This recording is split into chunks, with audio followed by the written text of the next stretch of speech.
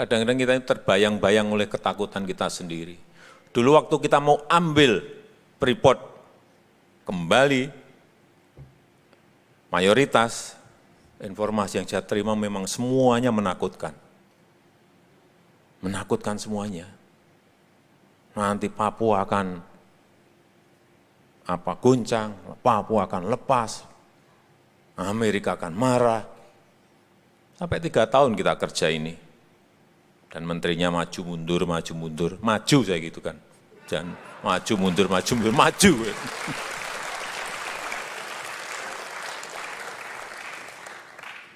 Ya memang ngeri. PSI mengapresiasi kerja keras Pak Jokowi. Apalagi pas mengatasi pandemi ini. PSI juga sangat mengapresiasi keberhasilan Pak Jokowi memulihkan ekonomi. Merawat Indonesia, menjaga agar Republik Indonesia tetap tegak berjalan di tengah situasi yang sulit ini. Ini kerja gotong royong semuanya bekerja. Nggak bisa kerja kalau ada yang mengklaim, wah ini suksesnya Presiden, nggak ada. Nggak boleh seperti itu. Karena ini saya rasakan semuanya bekerja.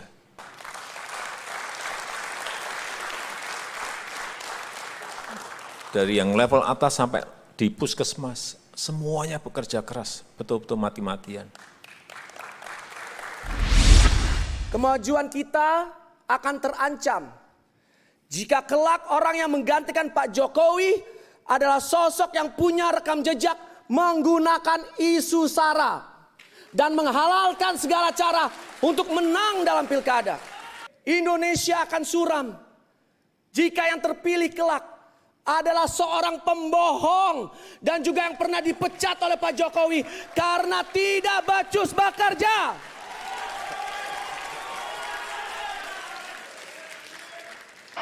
Hari ini mimpi kita untuk melihat Indonesia menjadi sebuah negara besar semakin dekat, semakin nyata. Infrastruktur berupa jalan, jembatan, pelabuhan, bandar udara dan jaringan internet yang dibangun oleh Pak Jokowi telah membuka isolasi, menghubungkan kita satu sama lain.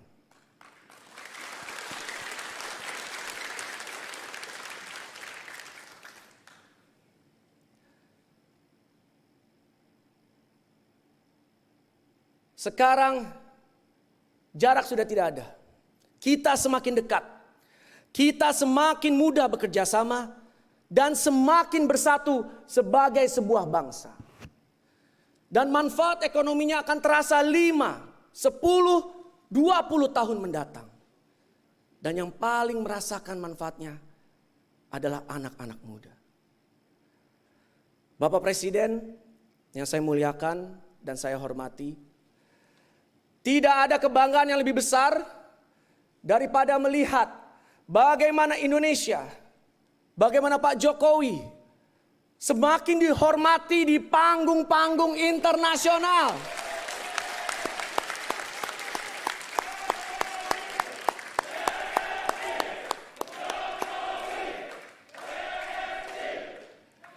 Melihat bagaimana gestur para pemimpin dunia yang respect terhadap presiden kita. Presiden Republik Indonesia, Bapak Joko Widodo.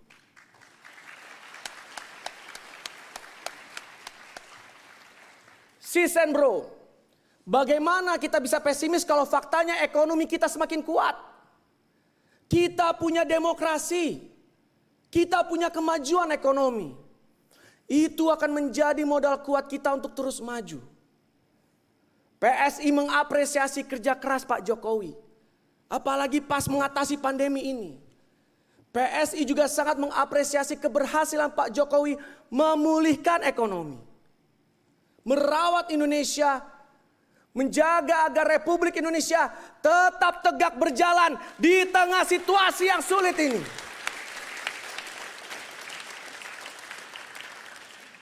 Oleh karena itu dengan kerendahan hati saya yang paling dalam, saya ingin mengajak semua sis dan bro yang ada di ruangan ini dan yang sedang nonton live untuk kita semua berdiri memberikan penghormatan kepada presiden terbaik yang pernah dimiliki oleh Republik ini, Presiden Joko Widodo.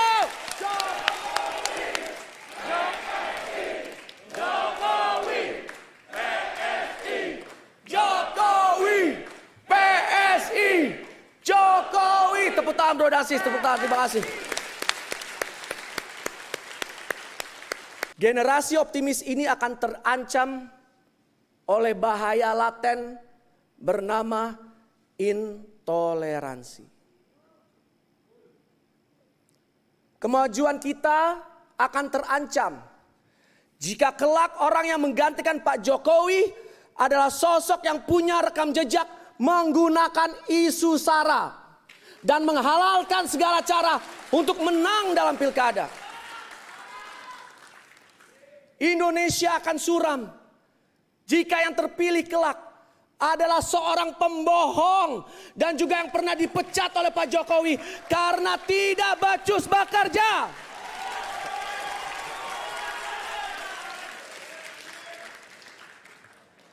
PSI ingin menarik garis tegas, Pak. Tidak berkompromi dengan orang yang menghalalkan segala cara, termasuk dengan memperalat agama, main mata, bergandeng tangan dengan kelompok intoleran, menggunakan ayat untuk menjatuhkan lawan politik.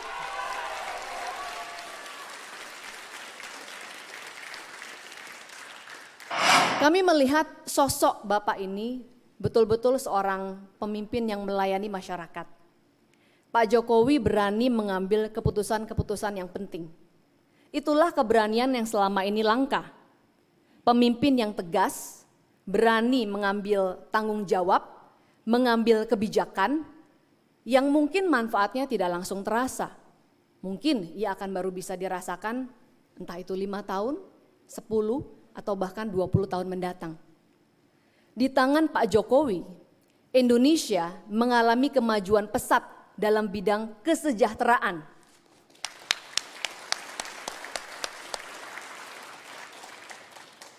Kesehatan gratis, pendidikan gratis, kartu prakerja, memperjuangkan kemudahan dalam berinvestasi, berusaha, reformasi agraria, redistribusi lahan, dan sertifikat tanah rakyat. Ini adalah kerja-kerja nyata dari Bapak Presiden kita hari ini.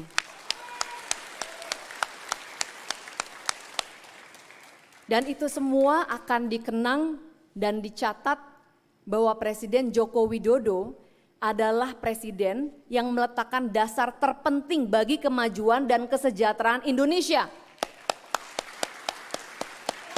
Pak. Assalamualaikum warahmatullahi wabarakatuh. Selamat siang, salam sejahtera bagi kita semuanya. Shalom, Om Swastiastu, Namo Buddhaya, salam kebajikan.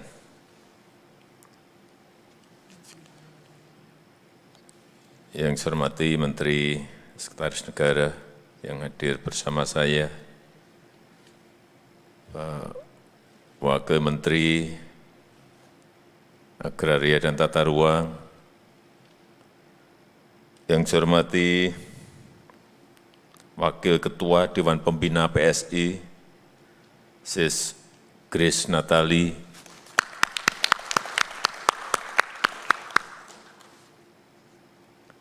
Sekretaris Dewan Pembina PSI, Bro Raja Juli Antoni,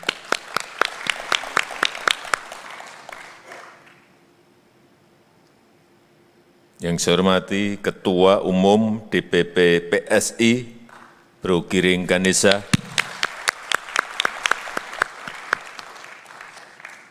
beserta Sekjen PSI,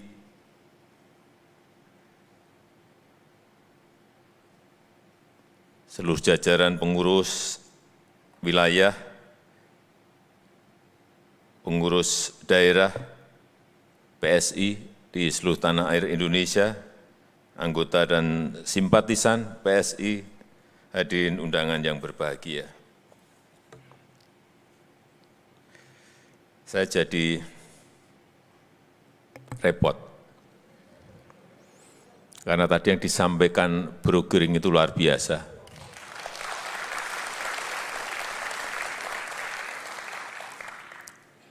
Isi maupun cara menyampaikannya.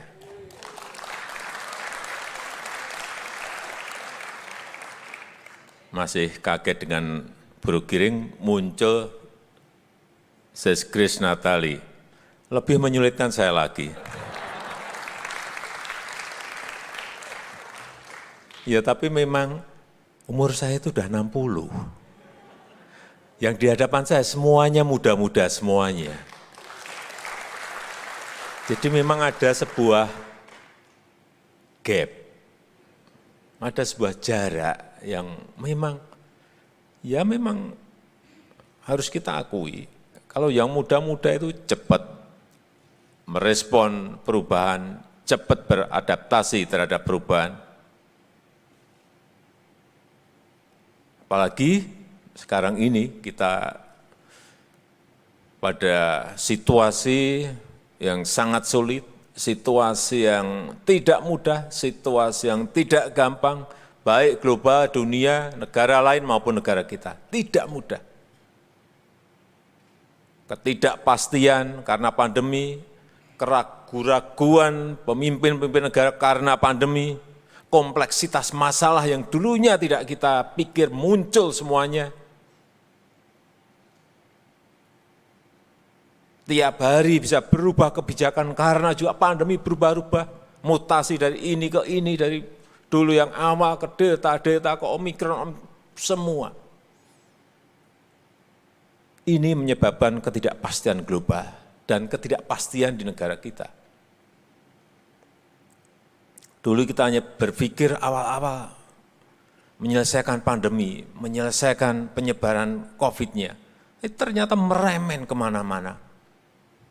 Ekonomi kita juga, oh ini hanya urusan pertumbuhan ekonomi, ternyata masuknya kemana-mana. Kontainer menjadi hilang, kenaikan inflasi yang kita tidak duga, harga produsen yang naik tiba-tiba, harga pangan yang naik tiba-tiba,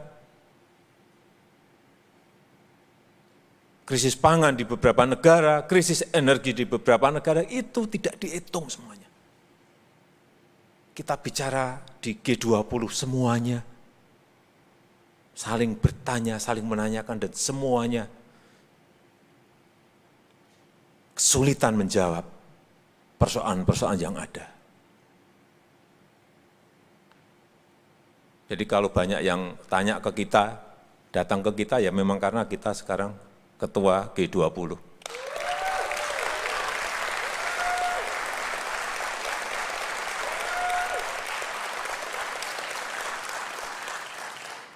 Kembali ke pandemi. Coba kita lihat, saat puncak pandemi di negara kita, di pertengahan Juli, 15 Juli tepatnya, itu mencekam, ngeri, menyelesaikan masalah dengan bertumpuk-tumpuk warga kita yang ingin masuk ke ICU, ingin masuk ke kamar, tidak ada. Berjajar-jajar di lorong-lorong rumah sakit. Saya melihat betul-betul nggak bisa bicara. Oksigen habis, obat-obat nggak ada, karena sudah melebihi daya tampung dari rumah sakit, utamanya di Jawa dan Bali saat itu. Dan kasus per hari saat itu 56.000. Dan kita patut bersyukur, hari kemarin kita di angka 216 kasus. Dari 56.000 jatuh ke 216. Dan kita hanya 5 negara yang berada di level 1. Itu yang menentukan bukan kita loh, yang menentukan dari WHO dan juga dari CDC Amerika.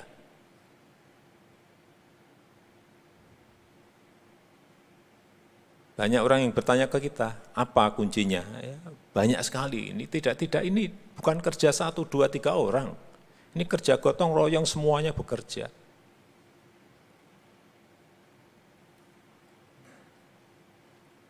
Nggak bisa kerja kalau ada yang mengklaim, wah ini suksesnya presiden, nggak ada. Nggak boleh seperti itu. Karena ini saya rasakan semuanya bekerja. Dan negara lain itu yang nggak punya, gotong royong itu yang nggak punya.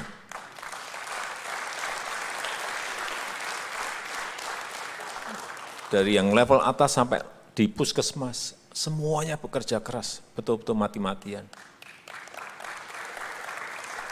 Kalau negara lain hanya punya rumah sakit, kita sampai memiliki 10.000 puskesmas di seluruh tanah air. Dan sampai saat ini juga kita belum menjadi negara yang memproduksi vaksin. Negara lain mencari vaksin itu kesulitan, membeli loh, bukan mencari, membeli vaksin itu kesulitan. Kita sampai hari ini sudah menyuntikkan 263 juta dosis. Negara lain banyak yang bertanya, itu belinya dari mana? Terus kapan? Begitu pandemi muncul itu, sudah memang banyak yang menyarankan kepada saya, Pak ini kuncinya di vaksin, Pak ini nanti vaksin, Pak ini nanti vaksin. Langsung saya perintahkan pada menteri, udah pergi ke sini, pergi ke sini, pergi ke sini. Balik, Pak ini kira-kira harganya segini, sudah. Sudah langsung tanda tangan aja, tanda tangan, udah. Kalau kita tidak memulai itu akan kesulitan. Di negara-negara Afrika itu vaksinasi baru berada di angka rata-rata itu 3%, bayangkan. Kenapa muncul Omikron? Karena vaksinasinya masih sangat rendah sekali. Kita dosis 1 sudah 73%, dosis 2 sudah 51%. Dan anak-anak sudah juga dimulai disuntik, 6-11 tahun sudah 1 juta, ini padahal baru beberapa hari. Ini enggak mungkin kerja sendirian. Semuanya, termasuk PSI juga sama, tadi kita lihat. Vaksinasi, semua.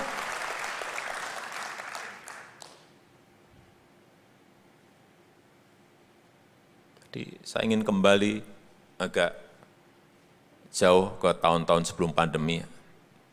Apa yang sudah kita bangun, yang orang di awal-awal banyak yang mempertanyakan mengenai masalah infrastruktur, baik itu jalan tol, baik itu seaport, pelabuhan, airport bandara yang kita bangun, banyak yang mempertanyakan, untuk apa rakyat tidak makan aspal? Dan lain-lainnya ada yang mempertanyakan masalah itu. Ini sekali lagi, kita ini ingin bersaing dengan negara-negara lain. Kita ingin membangun sebuah peradaban. Kita ingin meningkatkan pertumbuhan ekonomi kita. Kita ingin menyiapkan competitiveness, daya saing negara kita. Dan yang paling penting kita ingin membuka lapangan pekerjaan yang seluas-luasnya. Kalau fondasinya tidak ada, hal yang fundamental ini tidak kita bangun, jangan bermimpi kemana-mana. Ya apapun, cacian, hinaan, saya tetap lurus terus akan saya kerjakan terus ini.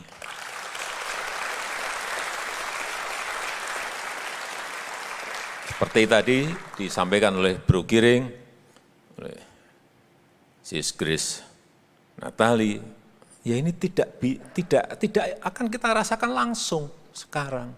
Tapi kalau fondasi ini tidak kita bangun, nggak mungkin kita bisa bersaing dengan negara lain, nggak mungkin. Lupakan kita masalah kompetisi, nggak mungkin. Karena buat saya, jalan itu adalah kesejahteraan. Kalau nggak ada jalan, ya nggak akan ada kesejahteraan. Infrastruktur adalah kesejahteraan, nggak ada barang-barang ini nggak mungkin kita akan Tapi juga jangan berpikir, wah yang dibangun kok yang gede-gede. Karena informasinya nggak sambung ke masyarakat kita, yang kecil-kecil juga kita urus loh. Jalan desa. Sampai hari ini kita setelah mentransfer ke desa selama 5 tahun, itu sudah 400,1 triliun rupiah. Untuk membangun jalan desa, untuk membangun embung, untuk membangun irigasi, membangun jembatan-jembatan kecil-kecil di desa. Pasar rakyat desa, BUMDes di desa, urusan kecil-kecil semuanya kita urusi. Jangan berpikir, wah, ya, karena yang gede memang toh, yang gede, yang kelihatan itu, tapi yang kecil-kecil kita urus. Urusan air bersih di desa, tambahan untuk posyandu, untuk kesehatan di desa. Ini yang tidak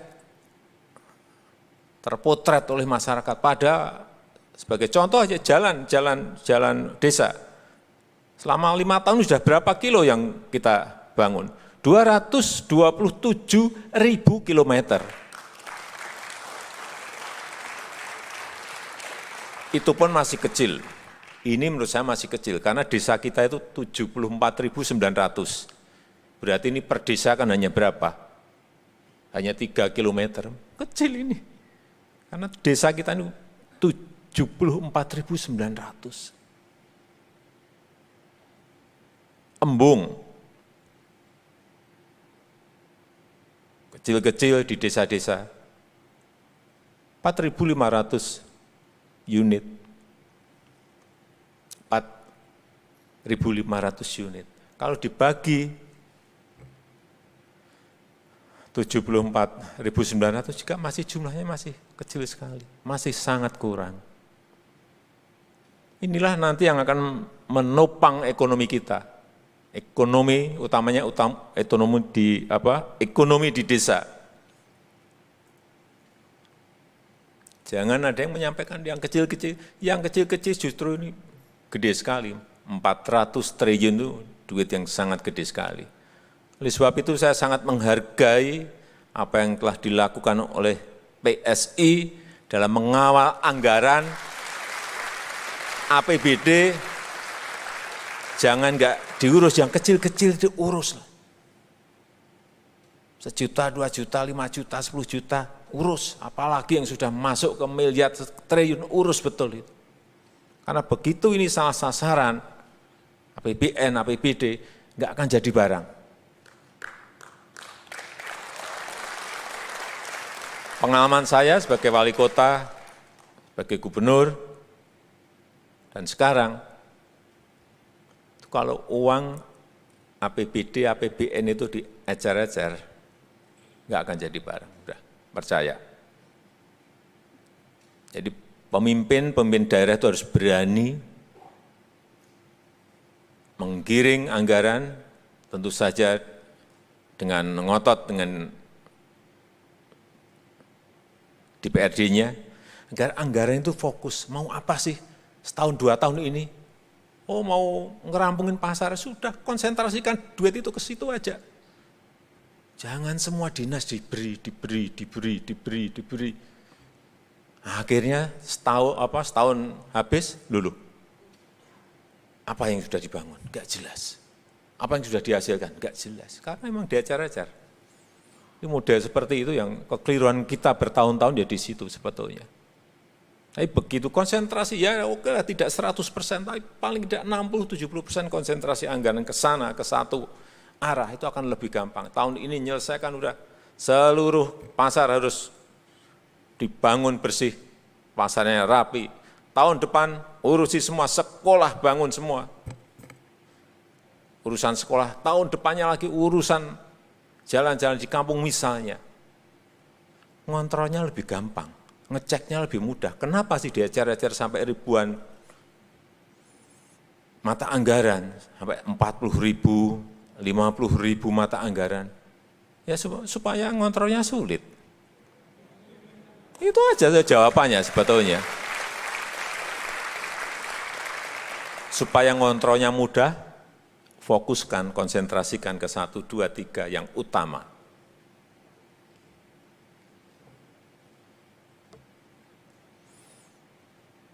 Yang kedua, negara kita ini akan melompat dan kita akan melakukan sebuah lompatan kalau kita berani melakukan yang namanya industrialisasi dan hilirisasi terhadap sumber daya alam kita. Kita sudah berpuluh-puluh tahun selalu ekspor bahan mentah, ekspor raw material ini stop.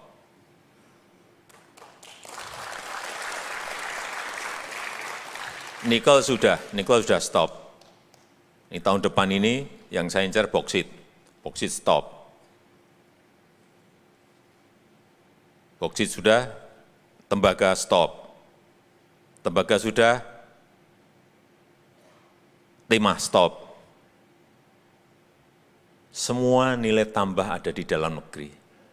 Semua yang namanya nilai tambah, harga, dan lapangan kerja itu ada semuanya di dalam negeri.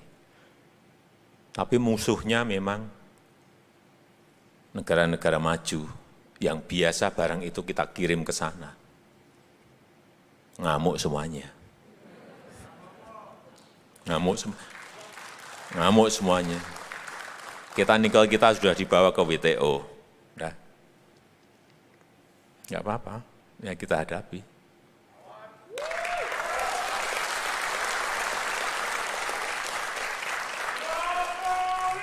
Kemarin kita di G20,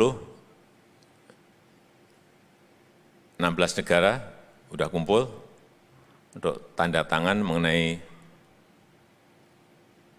global supply chain. Saya pikir ini apa bagus nih kita ikut. Begitu baca, waduh ini kita disuruh ekspor bahan mentah lagi ini. Begitu mau masuk ke ruangan, enggak. Kita enggak ikut. Semuanya bubar enggak jadi yang namanya ini. Hanya gara-gara kita enggak mau tanda tangan semuanya jadi buyar lagi. Karena saya tahu juga ini yang diincar sebenarnya hanya kita aja. Ya keberanian seperti itu yang kita kadang-kadang membayangkan, waduh ini nanti kita di-ban di sini, di-stop di sini, di WTO kalah. Ya kalah ya enggak apa-apa lah kalah. Tapi kalau kita enggak berani nyoba, coba. Kapan kita akan melakukan hilirisasi, kita akan stop ekspor raw material. Sampai kapanpun. Kita hanya menjadi negara pengekspor bahan mentah. Padahal kalau kita jadikan barang jadi, bisa lipat 10 kali, lipat added value-nya. Nikel saja itu. Berapa turunan dari ini?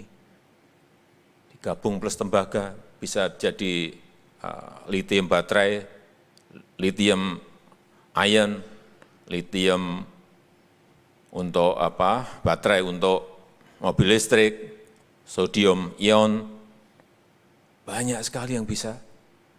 Turunan yang bisa kita ambil dari sana banyak sekali. Saya meyakini hanya urusan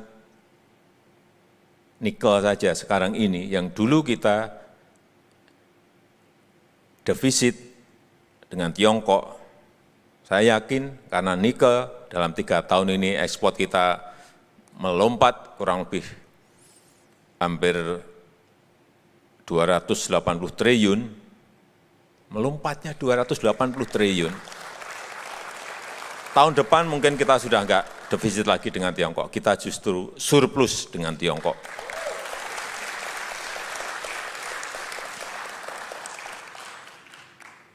Itu hanya nikel. Nah kalau nanti kita stop bauksit, kita stop tembaga, kita stop timah, kita stop emas, semuanya stop. Kita enggak ada lagi yang namanya ekspor raw material. Tinggal dikalikan saja berapa. Saya meyakini kalau ini kita lakukan sampai 2023, 2024 stop,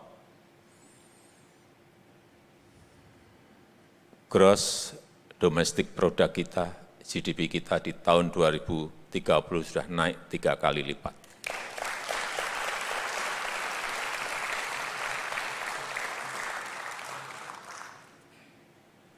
Tolong ini dicatat. Kalau sudah itu artinya perkiraan kita income per kapita kita antara 11.000 sampai 15.000 US dollar. Ada yang menghitung 20 sampai 21, kita ngitungnya, kalau ngitung-hitungan seperti itu pesimis saja. Nah, kalau nanti bisa melompat ke 20 ya alhamdulillah. Tapi ini memang butuh keberanian.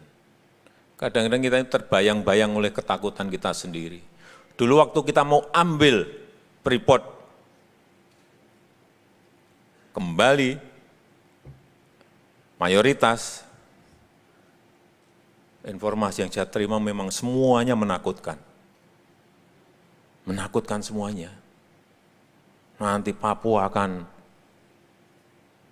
goncang, Papua akan lepas.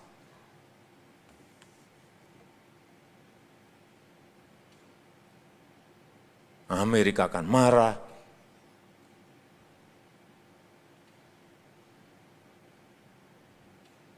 Sampai 3 tahun kita kerja ini.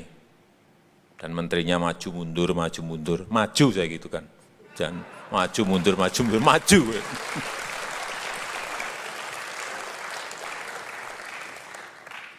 Ya memang ngeri.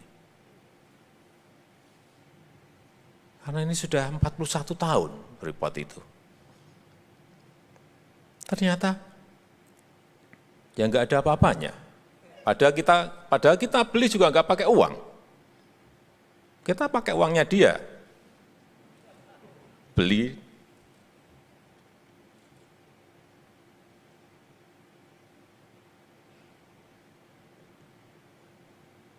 Beli Freeport itu bukan dari uangnya APBN juga bukan, dari uangnya BUMN juga enggak. Paling itu kalau mau, dalam 3 tahun sudah balik sekarang. 5 miliar, lebih sedikit US dollar. Tahun depan ini kalau mau kita lepas lagi, kita udah untungnya gede banget. Udah balik. Tapi enggak, ini sudah mayoritas yang menentukan kita. Dulu suruh bikin smelter saja berpuluh-puluh tahun enggak geleng-geleng terus. Sekarang enggak bisa, kita udah 51% bikin smelter. Langsung nyatanya saya perintah, di Gresik sudah langsung dimulai. Karena memang pemiliknya kita sekarang.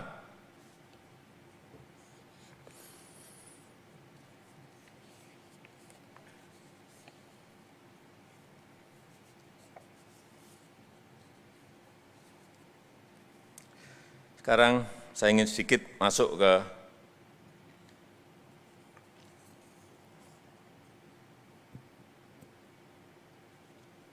ketidakpastian global tadi. Ketidakpastian global, kemudian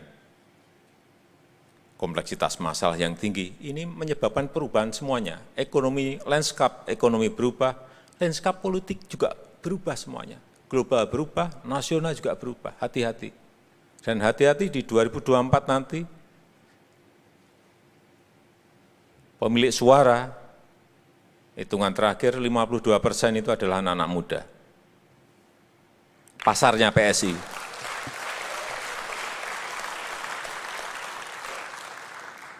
Sehingga betul-betul tadi saya senang. Karena kita harus betul-betul menguasai bagaimana pemanfaatan teknologi untuk memfasilitasi aspirasi politik di bawah itu seperti apa. Harus punya platform.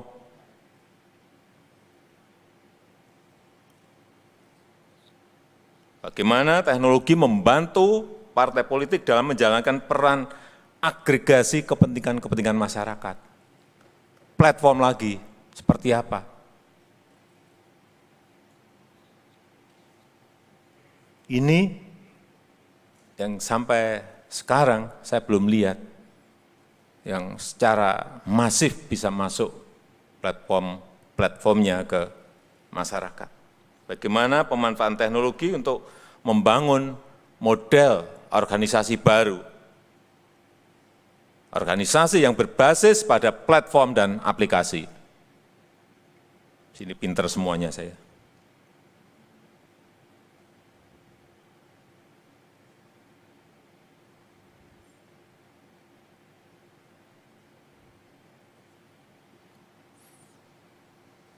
Dan kita ditantang untuk melakukan transformasi digital itu.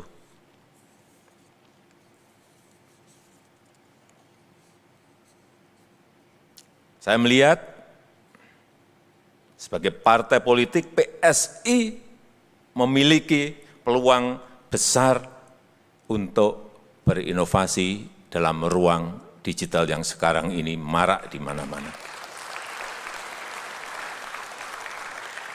Termasuk berinovasi menawarkan ekosistem demokrasi Indonesia yang lebih kompatibel dengan tuntutan zaman dan perubahan yang tadi saya sampaikan. Untuk memenangkan Indonesia dalam dunia yang penuh disrupsi, yang penuh dengan hiperkompetisi, untuk membangun negara kita. Saya rasa itu yang bisa saya sampaikan pada kesempatan yang baik ini. Terakhir, saya mengucapkan selamat ulang tahun Partai Solidaritas Indonesia yang ke-7.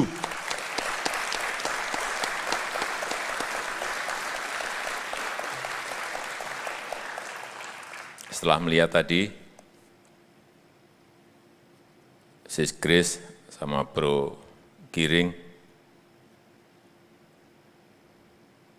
saya optimis PSI akan menjadi sebuah partai besar.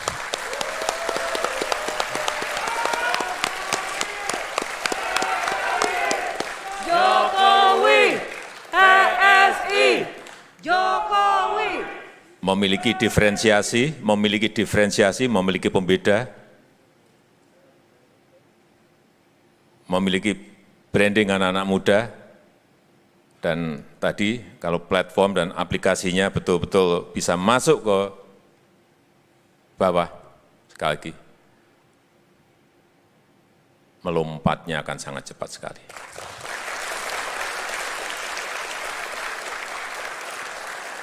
Saya rasa itu yang bisa saya sampaikan pada kesempatan yang baik ini. Terima kasih, saya tutup. Wassalamualaikum warahmatullahi wabarakatuh.